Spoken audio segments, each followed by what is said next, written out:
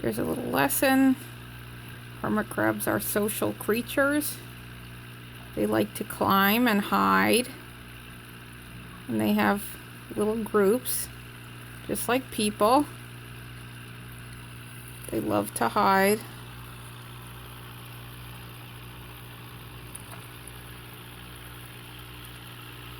And they get bored of their surroundings, so it's good to move stuff around. I have wood and all kinds of things. And there's my fresh water and my salt water. They bathe in the salt water. And there's their food. And if you can see, all the shells are on the side there near the window, so they can pick out what they want. There's lots of stuff underneath here, but you can't see because, oh, I have a lot of stuff. That's an Ecuadorian hermit crab. There's two different species. The Ecuadorian, well, there's two different species that I have. There's an Ecuadorian, which are paler in color and have those slants as eyes. Then there's what's known as the purple pincher, which there's one climbing there, but you can't really see because it's dark. It's another Ecuadorian. Let's see. Ah, there's a good one. Their eyes are more round and more purple. They also love to climb on the top of the screen. But I have all this built in, and then they can go underground. They molt underground. So you see, they have all this space. So they go underground from a few weeks to a few months, depending on how big they are, and they come up. They shed their exoskeleton, and they come up bigger and fresher and new nails. That's why I could always tell. You could always tell with hermit crabs if they're freshly molted, because you could tell by their sharp nails and their color, and they're active and they're looking bright.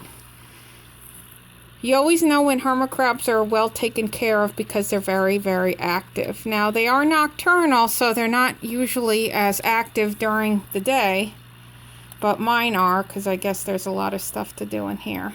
But generally, if you go to a pet store, they're not active because the conditions are not right. And contrary to popular belief, hermit crabs are not easy to care for. That one fell. They fall on their shell. So see, there's a ton of shells for them, all different sizes. They're very picky. The Ecuadorian hermit crabs are actually pickier with their shells than the purple pinchers. They actually tend to choose smaller shells with these size openings, where the purple pinchers like the round openings. As you can see, this here, that shell is not a round shell. The purple pinchers, like this big one right here, they pick the rounder shells. And there's a purple pincher with the rounder shell. Now that Ecuadorian has a round shell, but they tend to choose different shells than the purple pincher. So it's important to have all kinds of different shells. This is called cork bark. Used to make cork. It does well with humidity. And I also have, you can't even see it. There's some coral and the cola wood. Those are the ones with the holes. Let's see if we can find the Mopani wood. That's also rot resistant, which is important. Let's see. Kind of hard to see, but you get the point. So I hope this little hermit crab expose has helped you. And as you can see, the food is varied. They love sweet things. They have to have protein, minerals, all that kind of stuff. It also makes their color better. Oh, there's one trying to climb out there. So I hope that was helpful. Oh, there he You can't tell whether they're a female or male unless you hold them upside down, and they hate that, so. And that is what they're climbing on there is called moss. There's different kinds of moss. That's sphagnum moss, but there's all different kinds.